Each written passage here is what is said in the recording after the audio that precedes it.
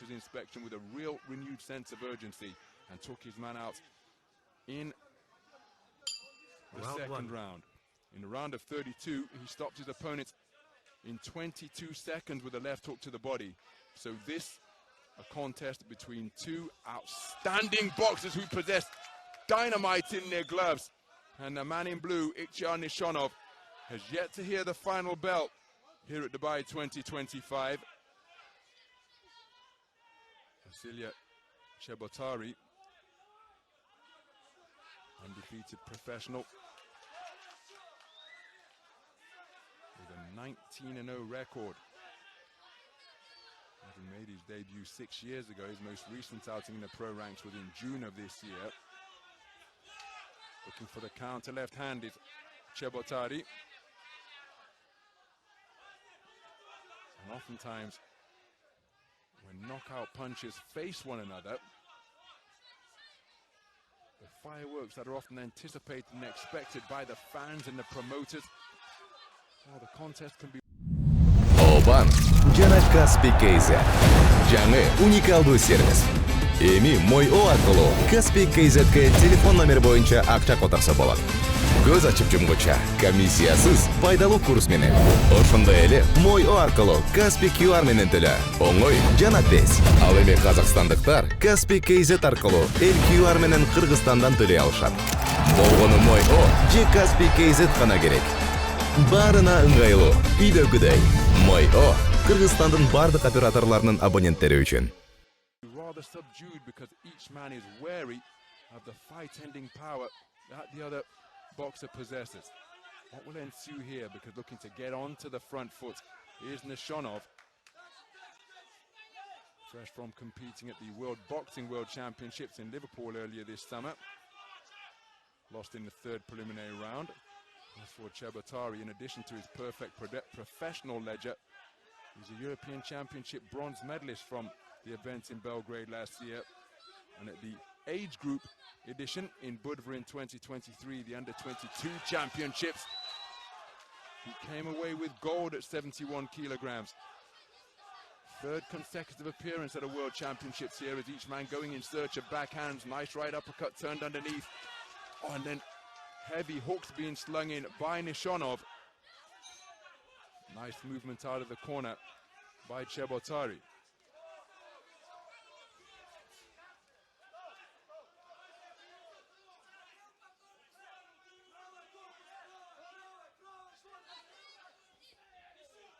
That left hook to the body didn't have much pace on it from Chebotarii. Both men standing atop wide-legged stances and looking to press and penetrate that crossed arm guard. Here's Nishanov. Oh, clumping left hook to the body, followed by a right uppercut through the middle. That wasn't too far away. Chebotarii has gone from one set of ropes to the other. Has he been hurt by some of these body shots as the heavy leather continues to thunder its way in? One shot going below the belt. He's trying to keep his cool under fire, but by slipping and dipping with the punches, not really in a position to let his own hands go. He wound up that right hand from last week, did Nishanov, and almost found a home for it. Respectful tap of gloves to conclude the round, but I think the greater activity, which came in sporadic bursts from the man in blue, will be enough for him to take the round. There's some of the power that was landed early on. And again, he had a wide-eyed look about him after taking that shot. And when you face off against the boxer with the type of power that Nishanov evidently possesses, well, sometimes you meet a man, you meet an opponent who has the power to change things in terms of each man spoken to about punching correctly. Well, not able to bring you the scores, but I think the man in blue was the better boxer in the opening stanza. And again, out more quickly to begin the second round is Nishanov. Chebotarii, that's good defense with that left glove to defend against that incoming right hand, which was whipped in with tremendous velocity. Good work to the body in a bid to lower the hands from Nishanov. But this is really negative ring position being taken up by Chebotarii, because he's literally going from corner to corner. Now he's in the space of the ring, but look at his movements. He's not circling, he's going back in a straight line, back touching the ropes, and now covering up in his own red corner. It's going to be very difficult to win the contest from this type of position. This negative ring position being adopted by Chebotarii. He's pecking and poking with a southpaw right jab, and now trying to get some movement going. But it's from one corner to the other all over again.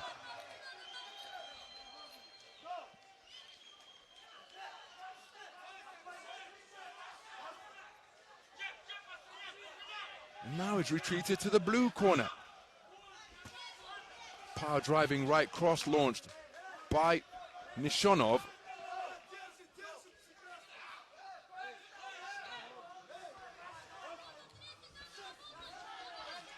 Back in the corner once more. He's been spoken to repeatedly about holding on.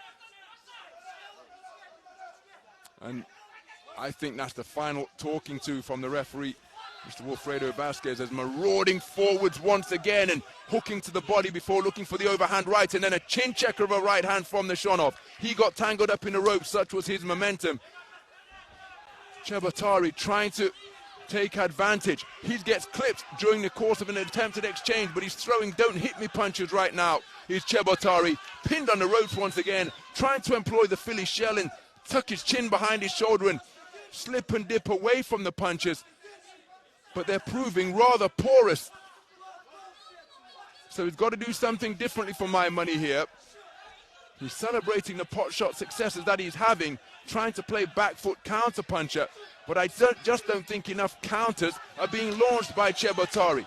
In another corner once again, working away to keep the man in red's hands occupied is Nishonov. That is effective defense in the corner. Not much got through there from Nishonov, but nothing has come back from Chebotarii, as both men rubbing their heads vigorously on the inside. Each man trying to show the ref that they're not the one. Oh my goodness, on the break. Not only a shot on the break, it may have been a little low as well. No time given to Chebotarii to recover. I'm not sure he was seeking it. Bull rushing his man and bringing the knee up in the air is Nishonov.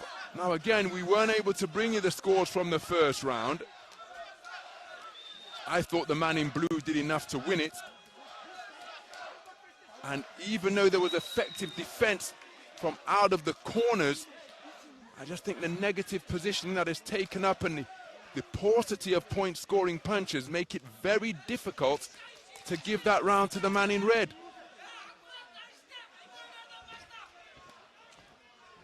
Because again, he made his man miss, but the best shot in that exchange was a shot to the body, and there's the love tap on the break and on the belt line, at best, from Nishonov.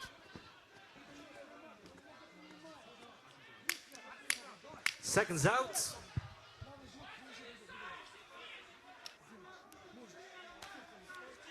So Nishonov has taken the second round on a 3-2 split, Round but that three. set of scores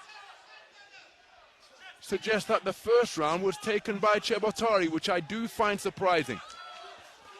So going into the final round, this contest is in the balance because we've got three scores tied at 19 points apiece and 20 points to 18 each way for the other two judges.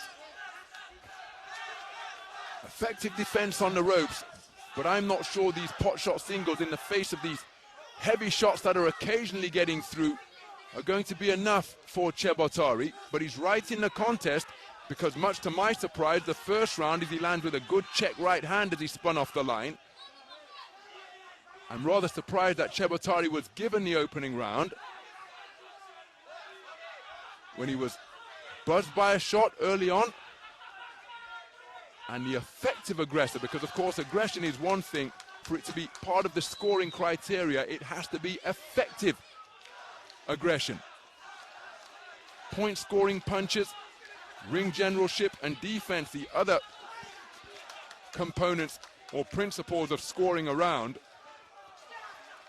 But it's punching that is the most important, because if you do all the other three things fantastically and don't land any point scoring punches, it's very difficult to give the round to a boxer who may be masterful in the other three facets of scoring or of judging a round.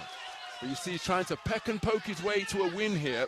And if this was professional boxing, which it isn't, it's IBA 3-round boxing, you would say that the man in red is trying to nick it. Back foot boxing, an art in itself, of course, and now he is getting forward, so you can't label him with that because he is standing his ground, but on the back foot, slipping and sliding away, never looking to push the opponent backwards. That often frowned upon in professional boxing, and now he is holding center ring and making Nishonov having to work to get his way inside. Can he maintain this type of posture after spending the majority of the first 6 minutes on the ropes or in a corner? There he scores with a point-scoring single. Nishonov looking to keep the attack going. He's retreated to the ropes once again. Good left hook to the body from Nishonov. Again, I think that single punch got him the better of the exchange from the feather light punches that were tapped in by Chebotarii. But it is a subjective business, of course. And now Chebotarii is trying to back the man up. Nishonov inaccurate. He's got to improve in that regard. Leaning on with the head rather blatantly in front of the referee. Good left hook scored to the body by Chebotarii. And Chebotarii ending with a long left cross, which he celebrates. He feels that he's done enough in this. It is very, very close. A reminder of the context as we await the verdict of the judges. We had 3 tied scores of 19 points apiece for judges 1, 2, and 4. Judge number 3 preferred the work of this man. Judge number 5 preferred the work of the man in red. Now I happen to think that the man in blue, I'm surprised he found himself in that rather precarious position of being level after 2 rounds of boxing, because I thought he clearly took the first, but the scores are the scores. And we're going to have to see which way this one goes.